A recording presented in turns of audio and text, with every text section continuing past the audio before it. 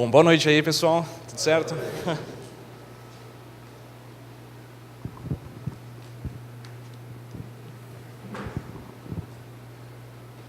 Valeu, D. Acho que ele embeleza muito mais do que acho que realmente é, mas...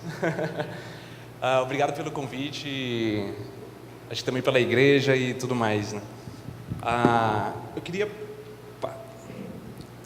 Eu queria ser bem, assim, acho que conciso nas coisas e acho que trazer uma visão um pouco diferente do que a gente às vezes está acostumado em achar o que é sucesso ou achar o que é esses clichês, basicamente, tem que fazer uma faculdade, tem que fazer, enfim, algo que o pai manda ou, enfim, algo do tipo, né? Então, eu vou contar um pouco, eu sou fundador da HashLab, a empresa tem 1 ano e pouquinho, está em meus contatos também, se depois vai ter no final. E, basicamente, um pouco do meu histórico, né? Eu fiz a administração de empresas pela Getúlio Vargas, também estudei um pouco fora do país, em Milão, e em agosto agora também vou fazer um curso em Stanford. Em termos de empresas, trabalhei no começo ali da Smart Fit, então era do grupo Biorritmo, e começou ali a expansão da Smart Fit. Também depois fiz uma empresa que chamava Smart Salon, de gerenciamento de salão de beleza. Trabalhei também bem no comecinho ali do Pagar-me da Stone, então não sei se vocês já ouviram falar, mas umas empresas bem legais que estão crescendo muito. E o que eu queria... e também eu fiz um pouco de seminário e toco também guitarra como hobby. Também toco aqui na igreja e gosto bastante. Quando o Dan me convidou, ele falou, o que são competências para alta performance e sucesso, né? E não sei se vocês conhecem, mas essa foto aí de trás é do SpaceX, que é a empresa do Elon Musk, que basicamente ele faz foguetes e foguetes reutilizáveis. Não somente um foguete que manda lá para o espaço e ele se explode depois e tudo mais, mas esse foguete ele é reutilizável. Além disso, esse foguete ele pousa. Vocês já viram um foguete pousar? Esse foguete ele pousa. Então isso assim é um belo exemplo de alta performance e sucesso, né? E acho que a primeira lição assim de vida para chegar numa alta performance e sucesso é se preparar para fracassar. Então, não conheço nenhuma história assim de gente que mandou bem e que não teve muitos fracassos antes. Acho que esse é um primeiro ponto para se começar. Tudo assim, tem que tentar muitas vezes, vai ter muito fracasso para ter poucos ali sucessos, né? Todo mundo conhece as histórias de sucessos, mas não conhece os fracassos de como chegou nessa história, né? E isso eu queria contar para vocês, acho que um pouco da minha história, em mais 5 pontos, breves histórias, que levam os pontos que queria demonstrar para vocês também. Então, acho que o primeiro grande fracasso foi não passar na faculdade de primeira vez. Então, acho que isso, não sei para vocês, mas desde do ensino médio eu queria passar numa faculdade boa e não passei. Outros fracassos também na faculdade. Não sei quanto vocês também são nerds, mas eu também nunca gostei muito de estudar e nunca gostei muito do ensino como é feito hoje no Brasil, né? Então você tem que meio que se encaixar numa caixinha, tem que aprender um monte de coisa que nunca vai mais usar na vida, e é isso, né? Ninguém muda isso. E aí que eu percebi algumas coisas. Então, o primeiro ponto é que apesar de não ter passado de primeira vez, eu acabei fazendo cursinho e conheci pessoas assim extraordinárias. Acho que foi a primeira vez que saí da minha zona de conforto e conheci pessoas extraordinárias antes mesmo de entrar na faculdade. Isso depois eu já conto como que influenciou mais para o final. E por reprovar em algumas matérias, eu comecei a entender no que eu realmente era bom. Então, comecei a gostar muito de finanças, comecei a gostar muito de tecnologia, comecei a dar aula na própria faculdade, dava aula tanto para pós-graduação, tanto também para graduação, o que era bem difícil, né? Porque a faculdade era integral, então não tinha muito o que trabalhar ali fora. Então, arrumei jeitos de ganhar dinheiro com pouco intervalo ali de tempo. Então, esse é o primeiro ponto que é encontrar logo cedo o que gosta, né? Esse logo cedo também pode ser um sinônimo, pode ser o quanto antes. Então, não sei quanto vocês se autoconhecem, que nem o Dê estava conversando aqui um pouco antes, mas isso assim, é importantíssimo, saber muito sobre vocês e saber o que é bom e o que não é bom e saber isso quanto antes. Segundo ponto, terceiro ponto, mas segundo ponto da história. Logo também que comecei a vida de trabalho oficial, tinha muitos caminhos que eram padrões do meu círculo ali. Era o quê? Que trabalhar em banco, trabalhar em consultoria, trabalhar em grandes empresas de indústria. E, poxa, eu conversava com o pessoal e não era algo assim desafiador, né? Era algo, muito padrão ali entre todo mundo.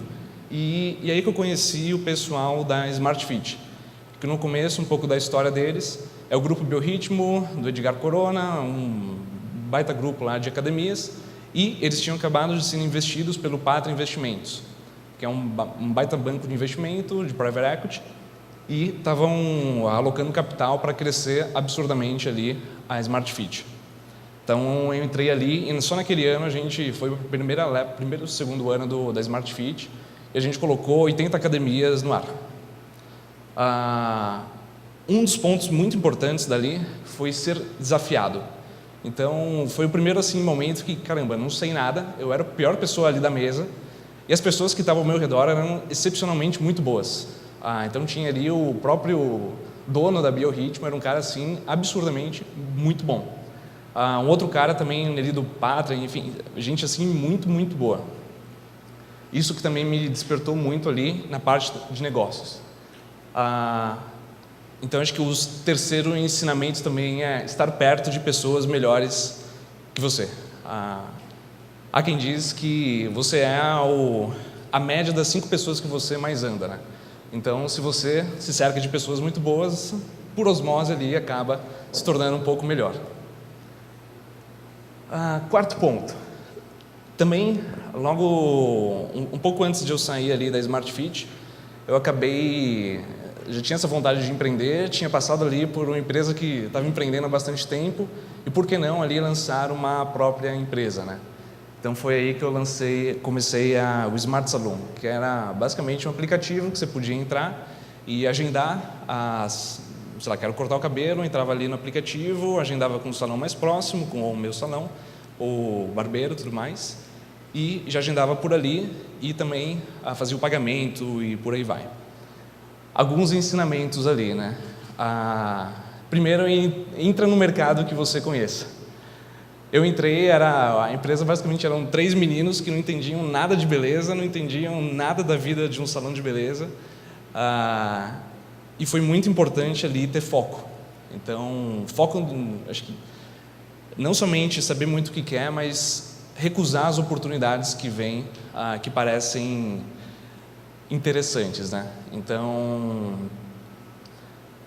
ali no caso, era muito interessante continuar ali a empresa, só que aquilo não era algo assim que eu entendia, que sabia do negócio e que não fazia sentido continuar focando em algo que não via ali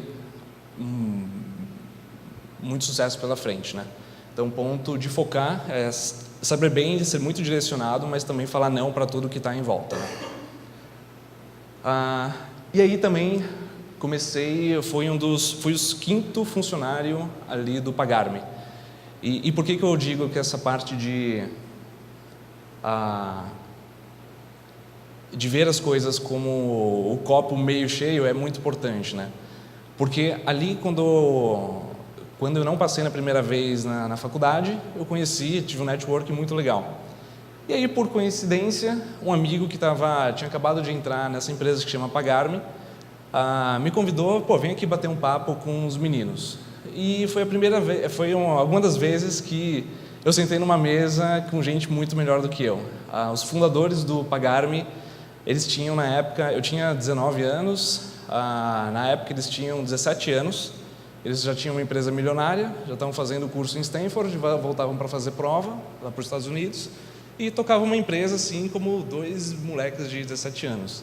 E em toda a minha vida eu sempre via assim, gente, hoje eu tenho 25 anos, mas Na época eu via gente assim de 30 anos, pô, os caras são bons pra caramba, né? Tem tempo para chegar lá.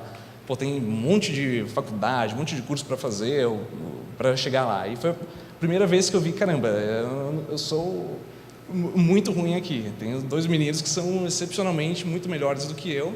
Não sei o que é esse negócio, não sei o que é Visa, Master, o que é esse negócio que não parece fazer muito sentido, porque existem esses caras. Mas vou seguir aqui o que acho que sempre fiz, foi estar perto também de gente muito boa, ser desafiado, e foi aí que eu entrei no Pagar.me, fui o 5º funcionário oficial lá deles. Um pouquinho do Pagar.me, o que eles são ali? Então, o Pagar.me / Grupo Stone, né? Eles foram a primeira adquirente que não estavam vinculadas ali a um banco. Então, os fundadores deles, apesar de ter os meninos, mas também da Stone, que era a gente chamava de o irmão mais velho, era gente que estava totalmente relacionada com todos esses caras, né? Então a gente brinca que a gente estava a uma conexão de distância de todos esses caras que estão ali na ponta, né? E era muito legal porque os próprios fundadores lá do Pagar.me, eles batiam um papo com essa galera e falavam pra gente como foi na maior naturalidade, né? Então, só comprovou a tese de estar perto de pessoas também muito boas. E eu brinco lá que contou para mim como se fossem 2 MBAs. Primeiro, em gestão de negócio como um todo, porque a gente pegou uma empresa ali, tinha 5, 10 funcionários, e a gente levou hoje tem mais de 240 funcionários o Pagar.me, mais de 3.500 funcionários da Stone. Então foi uma experiência assim bem legal de acompanhar os estágios de maturação de empresa e ver diversas áreas assim evoluindo e crescendo. O segundo ponto foi se aprofundar muito em meio de pagamento. E aí entra também aí o 5º ponto, que é se aprofundar tecnicamente no que se dispõe a fazer. Tudo que a gente tem foco e se dispõe a fazer, e vai fazer o melhor e vai trabalhar arduamente, a gente tem que se aprofundar muito. A gente vira e mexe vê muita gente que é rasa nas coisas, né? Então, acho que o incentivo é se aprofundar muito no mercado que está atuando. Poxa, é para fazer algo, então seja o melhor naquilo, ou procure ser o melhor naquilo. E eu falo isso porque a gente ali no Pagar.me, a gente se aprofundou muito em mercado de pagamentos. A gente sabia como funcionavam todas as empresas desse ecossistema, onde estavam os gaps dela e como as oportunidades que estavam ali no meio.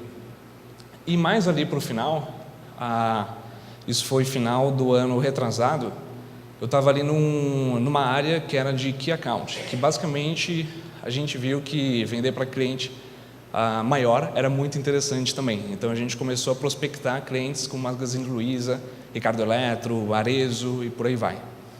E um dos grandes pontos que eles tinham era fazer intermediação de pagamento. Então não sei se vocês conhecem o termo de marketplace, ou tudo que recebe pagamento e repassa isso de alguma forma. Então, por exemplo, quando a gente compra ingresso online, no ingresso.com, vou comprar um ingresso de cinema. A empresa que está lá recebendo, ela recebe o nosso dinheiro e ela repassa isso para o organizador. E o que essa empresa faz é, basicamente, ela está se tornando um meio de pagamento. Ela está recebendo em nome de outras pessoas, em nome de outras empresas. E isso, no Brasil, ainda era um negócio assim, muito, muito distante. Não existia regulamentação, não existia nada, e era assim, um extremo risco ter um negócio desse. Então, por exemplo, imagina Uber. Uber, ele recebe o nosso pagamento e ele repassa para os motoristas. Se um Uber ele toma um processo trabalhista, todos os motoristas não vão ver mais o dinheiro. Morreu, congelou, sumiu. Então, o que aconteceu? Eu e meu sócio, que também trabalhou ali no Pagar.me desde o começo, a gente criou a HashLab. Basicamente, é uma plataforma para tornar qualquer empresa no meio de pagamento. E o que foi interessante, né? Isso daqui é a cadeia toda de pagamentos. Então, existe ali um cliente, que ele vai no estabelecimento, ele utiliza uma maquininha dessas, como estão ali abaixo, que essa maquininha conversa com uma adquirente, adquirente que é? Cielo, Rede, GetNet, Stone, que conversa ali com o banco que emitiu o cartão, Bradesco, Itaú e por aí vai. Desculpa, conversa com a bandeira, que é Visa, Master, que conversa ali com o banco que emitiu o cartão, Bradesco e tal, e por aí vai. E qual que é o ponto? Existe um monte de empresas que elas atuam como subadquirência, elas recebem pagamentos e repassam isso, porém elas não estão no radar. E o que aconteceu? Mais ou menos no meio do ano passado, o Banco Central falou o seguinte: isso daqui não pode mais acontecer. Esse negócio de subadquirência é um risco enorme para toda essa cadeia aqui, porque se um cara desse fale, um monte de gente vai ficar sem ver aqui o dinheiro. E foi aí que a gente bolou uma plataforma para esses subadquirentes. Então, acho que talvez o caso mais emblemático seja o do PagSeguro. Então, o PagSeguro recentemente ele fez IPO, que é você fazer a primeira oferta de ações na Bolsa de Valores. Eles fizeram ainda na Bolsa de Valores de Nova York e eles arrecadaram mais de 10 bilhões de reais numa simples oferta inicial ali de ações. Qual é o tamanho desse mercado, né, que a gente está atuando? Esse mercado de agora já está 1,4 trilhões de reais. Sendo que 1,4 trilhões de reais, 95% está na mão assim, de pouquíssimas empresas, principalmente os grandes oligopólios. E, poxa, não é possível que o Brasil não mereça coisa melhor ali, né? Então, a gente vai num restaurante, existe 5 tipos de maquininha e é uma briga ali por preço. Então, tem Cielo, Rede, GetNet, tudo faz exatamente a mesma coisa e só fica brigando ali por preço. Então, o que a gente se propõe a fazer? É, de fato, uma plataforma que qualquer empresa, por exemplo, um atacadista de madeira, um Léo Madeiras, ele pode oferecer uma maquininha Léo Madeiras para os marceneiros, e os marceneiros, ao invés de trabalhar com uma Cielo, Rede e tudo mais, ele trabalha com a própria maquininha Léo Madeiras, que dá desconto na Léo Madeiras, enfim, uma gama de benefícios que isso sim a gente acha que agrega muito mais valor ali para a ponta de venda. E basicamente, qual que é a má notícia de se tornar um subadquirente? A má notícia é que tem um custo enorme, então você tem ali uns 5 milhões no bolso, isso é o que mais ou menos custa para se tornar um meio de pagamento. Fora toda a burocracia de Banco Central e 1 milhão e mais uns 15 empresas para conectar. Então, o que a gente fez foi conectar todas essas empresas e fornecer uma solução ali que reduz mais ou menos uns 70% de um custo de uma empresa para se tornar um meio de pagamento. E isso só foi possível assim, acho que conectando os pontos lá atrás. E olha que engraçado, porque se eu não tivesse reprovado ali a primeira vez na faculdade, não teria conhecido um amigo que me apresentou para os meninos do Pagar.me. Se eu não tivesse mandado bem ali no Pagar.me, entrado lá naquele estágio de empresa, não teria feito a Hash hoje e por aí vai. Então, é muito legal quando consegue olhar para trás. Às vezes, a gente não entende os momentos que a gente está passando, mas quando a gente olha para trás, as coisas começam a se ligar e conectar os pontos. Então, para resumir, esses daqui são alguns ensinamentos que eu mesmo passei e que eu vejo também na vida de alguns amigos, que é se preparar para fracassar, acho que esse é o mais básico. Depois, encontrar logo o quanto antes o que gosta, qual que é a vocação ali. Estar cercado também de pessoas melhores que você. Ter foco e ter coragem também de dizer não do que não é o foco. Se aprofundar tecnicamente no que se dispõe a fazer, não ser raso e conectar pontos e ser perseverante. Acho que um monte de coisa vai dar errada.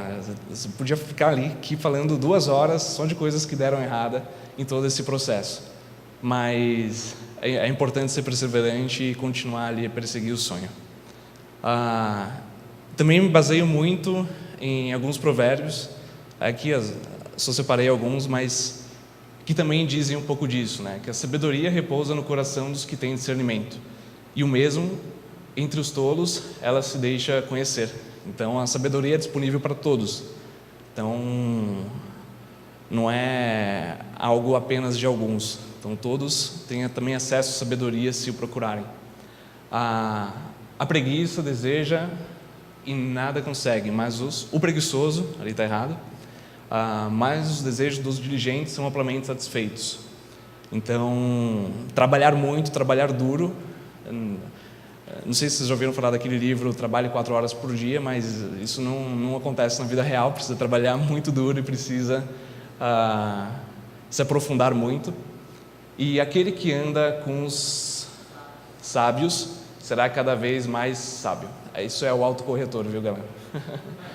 Mas o companheiro dos tolos acabará mal. Então, novamente retomando ali o ponto de andar com pessoas melhores que você.